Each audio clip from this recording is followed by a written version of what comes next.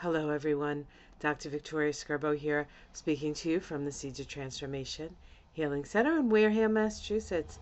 It's time for Taroscopes again, and we're going to be doing, or I'm going to be doing, the Taroscopes for the water signs, and we're going to start with the water sign Cancer. Now, I've already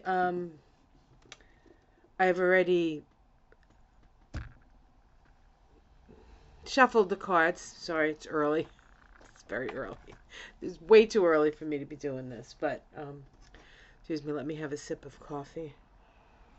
So let's see. We're using the Thoth deck. Usually, every now and again, I will use the Thoth deck for an element. Usually, I think the last time I used it, it was for air. So we're going to use it for water this time. So let's see what we have here. Okay, so in the immediate environment is the Priestess, the High Priestess. As I said in one of my other, I can't remember which sign it was. The High Priestess came up as the base of the reading. The High Priestess is powerful, psychic energy. I love, actually the Thoth deck is one of my favorite Priestess cards, because the Priestess herself is the veil, really. It is the veil that separates us from our divine nature to a certain extent, and doesn't separate us in that it keeps us from our divine nature, but from fully experiencing our divine nature, which would just burn us up into a fireball. So we don't necessarily want to do that. But the High Priestess speaks to us of our intuition and our intuitive facility. And it is a 2, so it is about duality to a certain extent. It is associated with the moon in the tarot, but the higher vibration of the moon, as opposed to the moon card, which is associated with Pisces, and sort of the lower sort of lunatic energy of the moon. So this is sort of a purely sort of the silvery light, or perhaps even the silvery thread that keeps us in our bodies and connected to spirit, right? So this is saying to Cancer that you need to keep your intuition, your inner ears, your inner eye, your inner senses, right? Your psychic senses peaked, because there is going to be a lot of information coming in, and it's not necessarily information that you necessarily want to share with others, because it informs you. It goes from your divine, goes from your crown right to your heart. Direct connection. And so to a certain extent, Cancers will be seated by spirit through that connection, and that connection is felt in the present moment. So it's very much a month for you to be in the moment. Okay, be in the moment. Let's see what's challenging that. Well, the Ace of Cups, right? What's challenging about the Ace of Cups? I think there might have been an Ace of Cups in another reading that was a challenge, and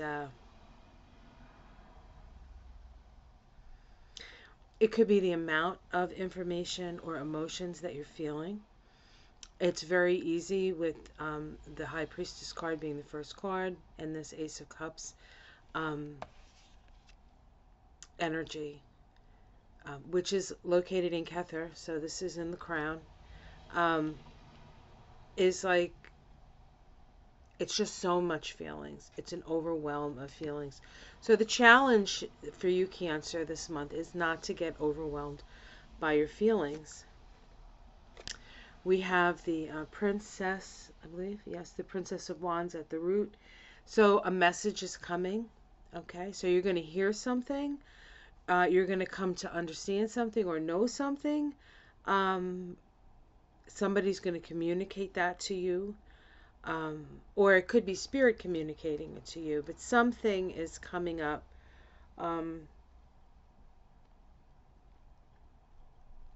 that sort of lights your fire. That lights your fire. Let's see what's in the past. Heartbreak and sorrow. So you know what it feels like to lose. You've cried many a tear. You've had your heart broken. You've been betrayed. But your heart broken holds more love, and betrayal will oftentimes separate you from people that you no longer need to be with anyway, because it's done, right? It's over. As long as you don't take the resentment along with you, it's over. So you've had your challenges in the past for sure, and you've shed your tears. In the sky, we have the Emperor card. The Emperor card is about dominion.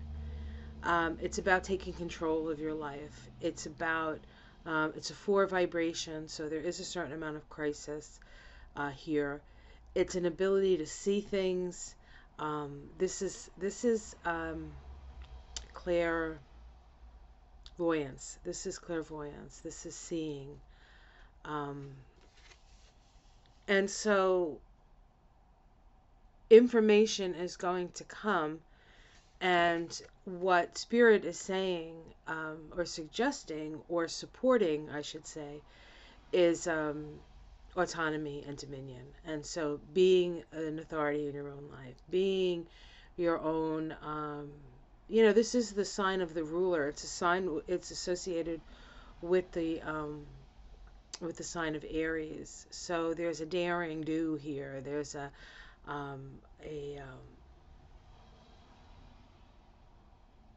there's a courage to be yourself with this card.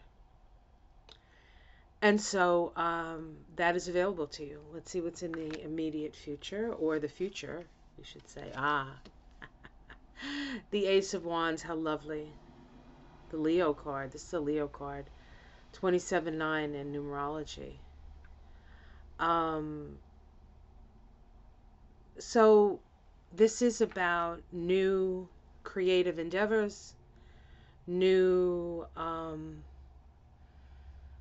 just a burst of creativity. And so you're going to be very busy this month, creating. Somehow it feels that what gets revealed to you opens a door of creativity. It's like the fire that you needed. Because I think that for a while now, you've been in this place of sorrow and loss, and having to let go of things that maybe you weren't quite ready to let go of. That's caused a lot of sorrow. And so you're coming from that place, but what is in the moment for you is a revelation and a nurturance and a love, but also with a suggestion, a pretty heavy suggestion, to take the reins of your life and do what it is that you're here to do, or do what it is that you want to do. You know, a lot of cancers do what they feel obligated to do. A lot of cancers do, when they see an emotional need in somebody, or a need in somebody, they're right there to support them. There's a very supportive energy. And sometimes cancers will forget to know that, like, they have to put the oxygen mask on first. When there's not somebody to take care of, what do you do with your life, right? What is it that you want to express? What is it where do you really want to go? What are your dreams? This month for you is asking you to take hold of those dreams and do what you need to do. Take dominion over your life. Organize your life so that you can express your creative energy, your divine nature. The Ace of Wands. This is your divine nature. Let's see how it's seen from the outside. Ooh, what kind of fool am I? Some people might think you're a bit foolish. And some people may look to say, wow, that's something she's never done. That's amazing. So doing something you haven't done before is also something that, as long as it's in alignment with your own creative core. It has to be in alignment with what makes you happy. The High Priestess is saying, it is time to connect to your divine nature. Your domestic situation is changing. This is the Wheel of Fortune. So if you've been, perhaps your situation has been where you haven't had much, or you've had to really struggle for things, that's going to change. It's time for you to rise up on the wheel, right? If you're on the top of the world and you're like, this is the best day ever, you may have to deal with the fact that, you know, you're moving down the wheel. But as I look at this with the other cards associated, this feels like an upward turn for me, to me. I'm a Cancer, so maybe it's for me as well. But hopes and fears. Well, you hope that you'll have enough resources and support. This is family money sometimes. And so this new venture may actually prevent, like, your family might not agree, and they'll say, well, I'm not going to support that financially. So that could be a fear, or hope, right? It could be a hope that you have enough, You have enough. You have everything you need, because when you open up, even if you don't have it in hand, when you open up to spirit like that, spirit will fulfill your needs. It may not look the way you think it needs to look, or the way you would have pictured it. It actually, in my experience, it never looks the way you think it's going to look. You get what you want, usually, I would say all the time. It's just sometimes it's unrecognizable because you expected to see it in a certain way. You know, back in the days when I was first introduced to pagan traditions, to witchcraft, to spells and stuff, I never was into spells because I didn't want to influence other people. I had enough to do my own thing. I wasn't interested in blocking people or any. I mean, I would support people. I would, send them healing energy, stuff like healing spells, stuff like that. But never like, trying to prevent other people. I mean, why? Go inside and everything you need is there. I mean, you don't need to do stuff, and then when you're in that vibe anyway, it's not helpful. And it sort of ties you up in that energy, which is not a pleasant energy. You will always have what you need if you're following your heart. So in the outcome card, we have change.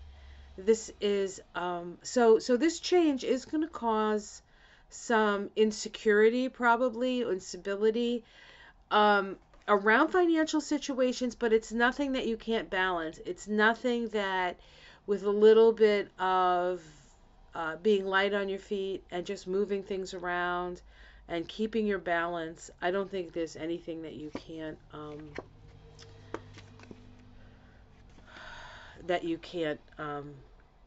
work with. So I'm going to pull to see if we can get a major arcana. And the first card I get is interference, the Eight of Swords. The only thing that's really going to get in your way, I feel, is your own fear.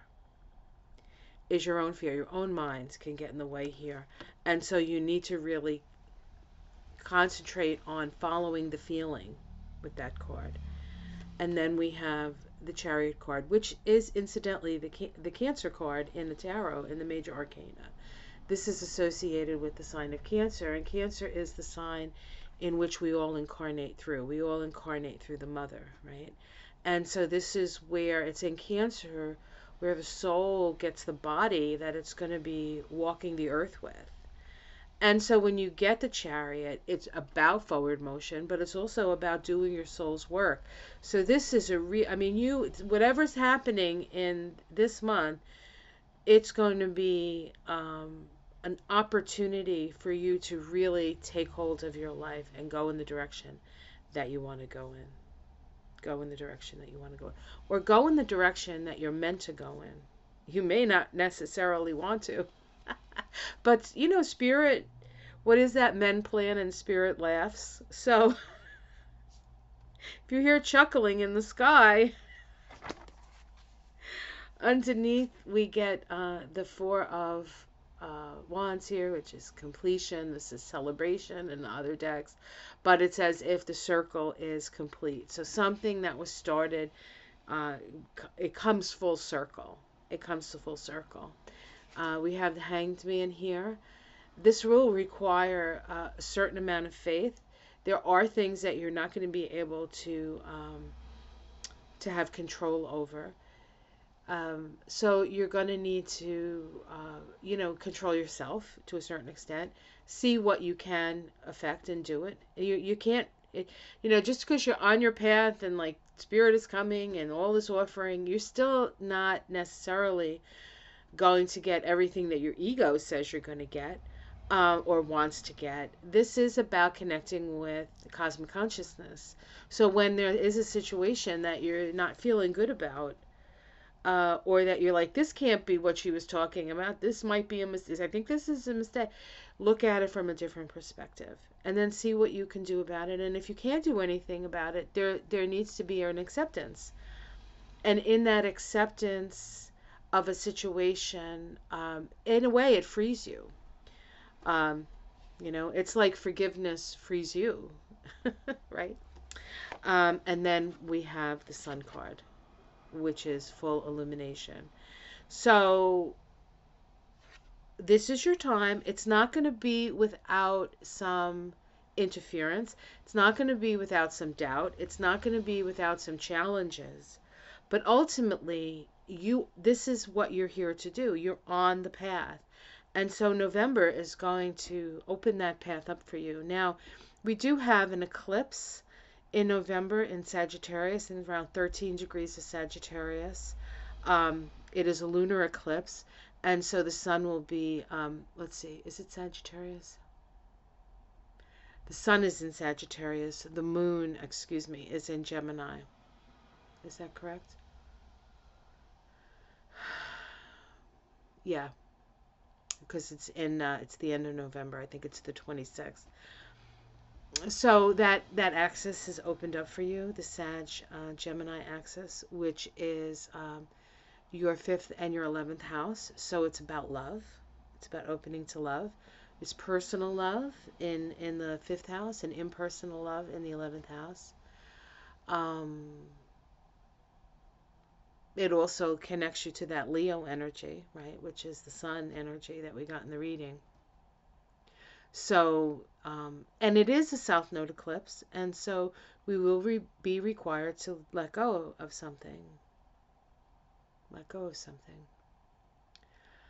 Maybe an old way of being, an old relationship, an old obligation.